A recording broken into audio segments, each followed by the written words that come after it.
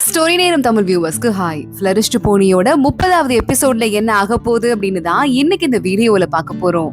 வெய்ஃபாக்கும் சாங்குக்கும் முறைப்படி எல்லா தெரிஞ்சவங்க முன்னாடியும் கல்யாணம் ஆகுது.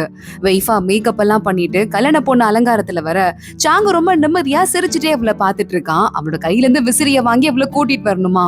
ஆனா சாங்க அவ அழகுல மயங்கி போய் வாயை பொழந்து பார்த்துட்டு இருக்க. பக்கத்துல இருக்கிறவங்க எல்லாம் கூப்பிடு அப்படின்னு சொல்லிக்கிட்டு இருக்காங்க. அங்க இருக்கிற எல்லாரும் சிரிக்க ஆரம்பிக்க சாரி உன்னை முதல் தடவை மேக்கப்ல பாக்குறேன்னா அதான் கொஞ்சம் ஷாக் ஆயிட்டேன் அப்படின்னு சாங்கு சொல்ல ஆரம்பிக்கிறான். சுத்தி நிக்கிறவங்க நீ மயங்கி இருந்தது போதும்பா, முறைப்படி சடங்கெல்லாம் கரெக்ட் டைம்க்கு நடக்க வேண்டாமா அப்படின்னு கூப்பிடுறாங்க. அடுத்து வெய்ஃபாவோட கைய சாங்க தண்ணியில கழுவ சொல்றாங்க. நீங்க ரெண்டு பேரும் இனிமே பியூரான ஒரு ரிலேஷன்ஷிப்ல இணையறீங்கிறதுக்கு இதுதான் அடையாளம் அப்படின்னு சொல்றாங்க. சாங் அதே மாதிரி பண்ணிட்டு இருக்கான். வெய்ஃபாவும் சாங்கும் என்னதான் அவங்க மனசுல இருக்கிற லவ் வெளியே சொல்லிக்கல, எஸ்டாப்ளிஷ் பண்ணிக்கல அப்படின்னா கூட அந்த ரெண்டு பேர் மனசுக்குள்ள நிறைய லவ் இருந்துட்டு இருக்கு. அது அவங்களுக்கு தெரியுது. சாங் வெய்ஃபாவோட கையை தொடச்சு விடுறான்.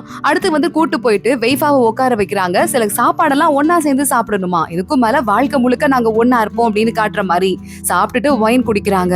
அடுத்து என்ன பண்ணும் அப்படின்னு சாங்கு கேட்க, அவ்வளவுதான் நீங்க ரெண்டு பேரும் சேர்ந்து உங்க முடியை கட் பண்ணி வைக்கணும், அதை ஃபர்ஸ்ட் நைட் ரூம்குள்ள போய் கூட பண்ணிக்கலாம் அப்படின்னு அந்த ஆன்டி சொல்ல ரெண்டு பேரும் வந்துட்டு அமைதியா வைக்கப்படுறாங்க. மத்தவங்க எல்லாம் ஹை ஜாலி ஜாலின்னு கத்த ஆரம்பிக்கிறாங்க. ரெண்டு பேரையும் ஃபர்ஸ்ட் நைட் ரூம்குள்ள அனுப்புறாங்க. வெய்ஃபாவும் சாங்கும் என்ன பண்றாங்கன்னு பிராங்க் பண்ணி வெளியே ஒட்டு கேட்கறதுக்காக ஒரு கூட்டமே நிக்குது. சாங்கோட அந்த மேல் கோட்டை வெய்ஃபா கலட்டணுமா முறைப்படி, அந்த மாதிரி கழட்டிக்கிட்டு இருக்கா. இங்க நம்ம சாங்கோட அந்த மாஸ்டர் இருக்காரு, அப்புறம் ஃபூவோட அம்மா ரெண்டு பேரும் பாக்குறாங்க. சின்ன பசங்க நீங்க என்ன பிராங்க் வேணா பண்ணிக்கோங்க, நாங்க கிளம்புறோம் அப்படின்னு அவங்க ரெண்டு பேரும் கிளம்பிடுறாங்க.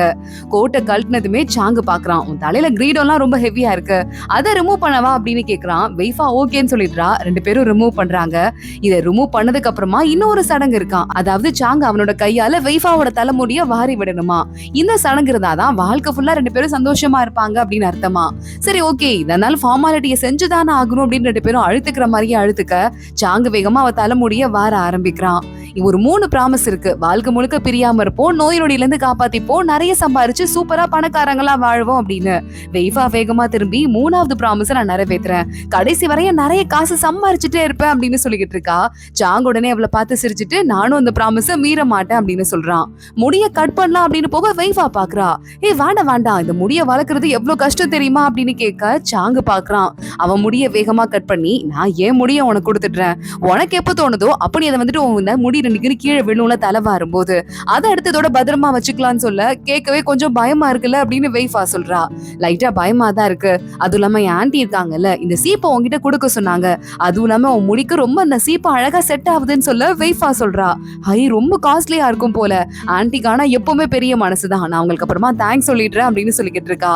இங்க வெளியே இருந்துட்டு நம்ம சாங்கோட அசிஸ்டன்ட் அப்புறம் ஃபூ சூச்சு 3 பேர் ஓட்டு கேக்குறாங்க. அதுக்கு நம்ம அசிஸ்டன்ட் சொல்லிட்டு இருக்கான், இது ஒன்னும் ஆன்டி அனுப்புனதே கிடையாது, இந்த சீப்பு சாங்கோட அம்மாவோடது, அவங்களோட பெரிய சொத்து, இது ரொம்ப ரேரானது, வெளியே எங்கேயுமே கிடைக்காது, அது அவங்க மருமகளுக்கு விட்டு கொடுக்கணும் அப்படின்னு அவங்க விட்டு போயிருக்காங்க. ஏன்னா சாங்கோட அம்மாக்கு அவங்க மாமியார் கொடுத்தாங்களாம், இத போய் அவர் பொய் சொல்லி கொடுத்துட்டு இருக்காரு அப்படின்னு சொல்ல அப்படியா கதன் மத்த 2 பேரும் யோசிக்கிறாங்க. டக்குனு கதவு ஓபன் ஆயிடுது. சாங்கு பாக்குறான், இதுக்கு மேல இங்க ஒரு நிமிஷம் நீங்க நடக்கிறதே வேற அப்படிங்கிறான். உடனே இந்த 3 பேரும் பயந்துட்டு ஓடிடுறாங்க. சாங்கு மறுபடியும் உள்ள போறான். வெய்ஃபா பாக்குறா. இங்க வாப்பா அப்படின்னு கூப்பிடுறா. ராஜா கிட்ட இருந்து கிஃப்டா ஒரு பெரிய பெட் அங்க வந்திருக்கு, அதுல நிறைய காசு போட்டிருக்காங்க, பாரு எவ்வளவு காசு இருக்குன்னு, நம்ம ஏற்கனவே பணக்காரங்க இப்ப இன்னும் பணக்காரங்களாயிட்டோம்னு சொல்ல இந்த காசு எல்லாம் யூஸ் பண்ணக்கூடாது, இருந்தாலும் பேராசைப்படக்கூடாதுன்னு சாங்கு சிரிச்சுட்டே நேரா போய் டேபிள்ல சாப்பாடு எடுத்துட்டு உட்காடுறான். நம்ம கொஞ்ச நேரம் சாப்பிடலாம் அப்படின்னு. வெய்ஃபா சொல்றா, எனக்கு முதல் தடவை கல்யாணம் ஆச்சுல்ல, அப்போது ஒரிஜினல் கல்யாணம் அப்படின்னு சொல்லிட்டு இருக்கா.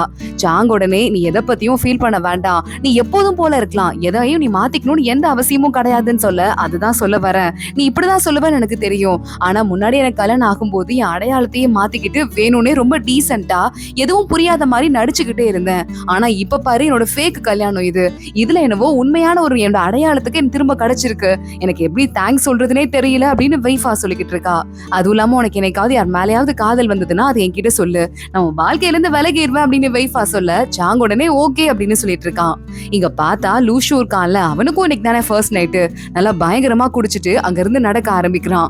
அசிஸ்டன்ட் பின்னாடியே வந்துட்டு இருக்கான். நீங்க ஏன் இவ்வளவு மனசுடைஞ்சு போயிருக்கீங்கன்னு தெரியல, பெரிய பதவி உங்களுக்கு கிடைச்சிருக்கு, அதனால நீங்க ஹாப்பியா இருக்கலாம்ல, நல்லா முன்னேறலாம்ல அப்படின்னு சொல்ல இந்த வீட்டுக்கு நான் வந்திருக்கேன்ல, உனக்கு இதை பாக்குறதுக்கு வெய்ஃபா முதல் தடவை கல்யாணம் ஆகி எங்க வீட்டுக்கு வந்தால அந்த மாதிரியே இல்ல, அவ ஒரு வியாபாரியோட பொண்ணு அப்படிங்கறதால அவளெல்லாம் கேவலமா நடத்தின, குடும்பமே கேவலமா நடத்துச்சு, அவதெல்லாம் பொறுத்துக்கிட்டா வர வழி இல்லாம, ஆனா இப்ப பாரு நான் ஒரு அரசியல் இருக்க ஒரு அதிகாரியோட பையன் அப்படிங்கறதால இங்க இருக்கிறவங்க ராஜ குடும்பத்துக்காரங்க.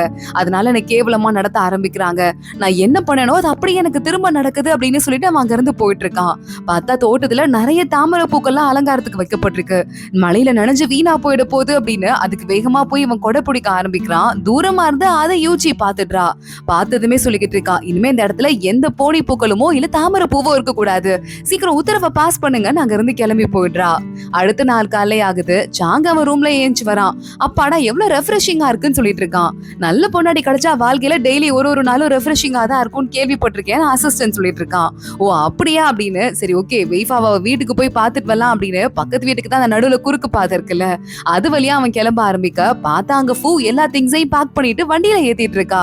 நாங்க தான் புதுசா தோட்டம் வாங்கிட்டோம்ல, அதை இப்ப பாத்துக்கணுங்கிறதுக்காக நாங்க அங்கேயோடய போறோம் எல்லாத்தையும் பேக் பண்ணிட்டு கிளம்புறா.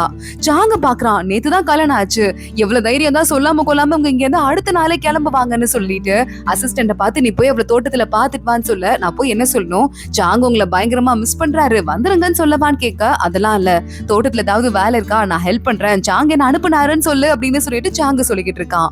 அசிஸ்டன்ட்டும் சரி ஓகே அப்படின்னு அங்க இருந்து கிளம்பி போயிட்டு இருக்கான். சாங்க இங்க தனியா உட்காந்துட்டு எவ்வளவு நக்கல் இவளுக்கு, வந்த அன்னைக்கே கிளம்பி ஓடி இருக்கா பாரு, கல்யாணம் அலங்காரத்தை கூட என்ன எடுக்கல அப்படின்னு மனசுக்குள்ள ஃபீல் பண்ண ஆரம்பிக்கிறான். இங்க வெய்ஃபா அவங்க அம்மாவோட அந்த தோட்டத்தை இவ வாங்கிட்டால அந்த இடத்துக்கு வந்துடுறா. இது சின்ன தோட்டம் இல்ல, ரொம்ப பெரிய தோட்டம், ரொம்ப ரொம்ப அழகா இருக்கு. வெய்ஃபாக்கு அவங்க அம்மா கூட போய் அந்த இடத்துல ஒவ்வொன்றையும் செஞ்சதெல்லாம் ஞாபகம் வருது.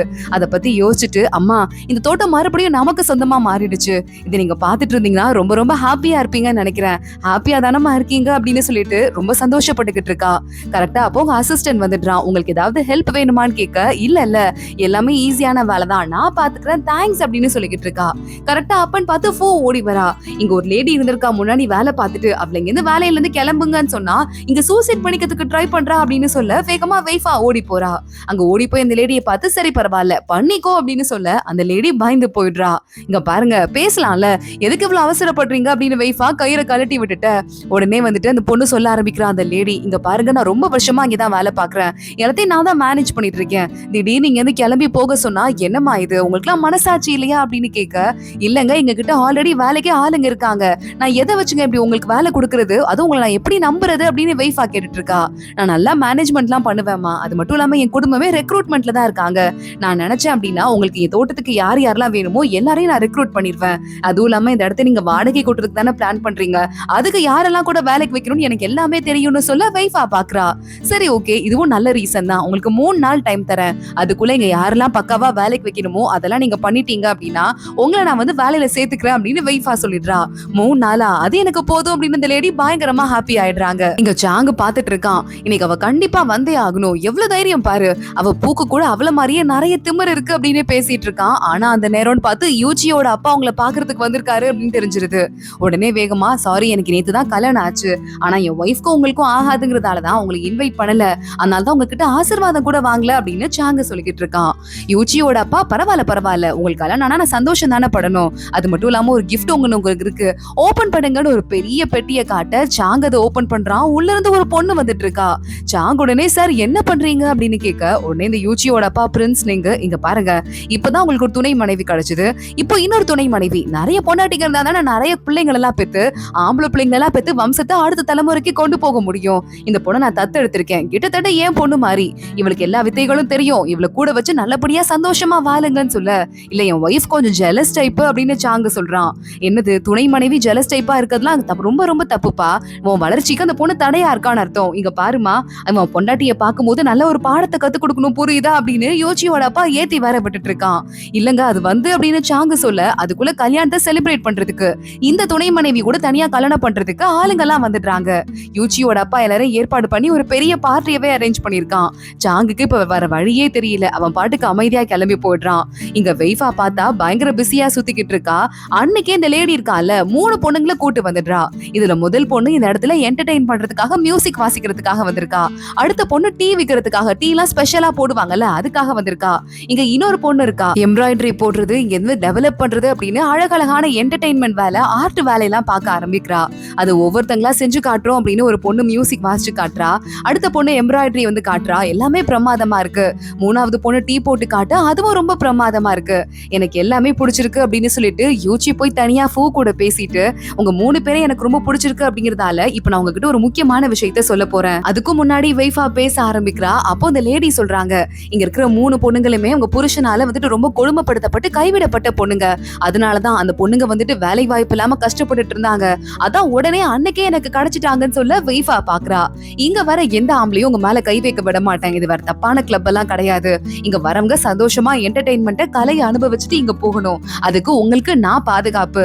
உங்க அளவுக்கு எல்லா பொண்ணுங்களுக்கும் தைரியம் வரணும் அப்படின்னு சொல்லிட்டு நான் ஆசைப்படுறேன். உங்க எல்லாரையும் வேலைக்கு வச்சுக்கிறேன். ஆண்டி உங்களையும் தான் அப்படின்னு சொல்ல அந்த 3 பொண்ணுங்களும் கால்ல விழுந்துடுறாங்க. வைஃபா நம்மலாம் ஒரு சிஸ்டர்ஸ் மாதிரி இருக்கலாம். உங்களை பார்க்கும் போது எனக்கு இன்னொரு பொண்ணு ஞாபகம் வருது அப்படின்னு ஷெங்கியை பத்தி யோசிக்க ஆரம்பிக்கிறா. அந்த பொண்ணுங்கெல்லாம் பயங்கரமா ஹாப்பி ஆயிடுறாங்க. இது நாங்க என்னைக்கும் மறக்க மாட்டோம். குடும்பமே இல்ல நினைச்சோம். ஆனா இங்க ஒரு குடும்பம் உருவாகும் எங்களுக்கு தெரியாம போயிடுச்சுன்னு சொல்ல இன்னைக்கு நமக்கெல்லாம் ட்ரீட் டின்னர் ஓகேவா அப்படின்னு வைஃபா சொல்லிட்டு இருக்கா. அதோட தான் இந்த எபிசோட் முடியுது. அடுத்த 2 எபிசோட்ல என்ன ஆக போகுது தொடர்ந்து பார்க்கலாம். அதோட ஃபர்ஸ்ட் சீசன் முடிய போகுது. சோ இந்த வீடியோவை லைக் பண்ணிக்கோங்க. மறக்காம நம்ம சேனலுக்கு சப்ஸ்கிரைப் பண்ணிட்டு பெல் ஐகானையும் கிளிக் பண்ணிக்கோங்க. அடுத்த வீடியோல பார்க்கலாம். அது வரைய பாய்.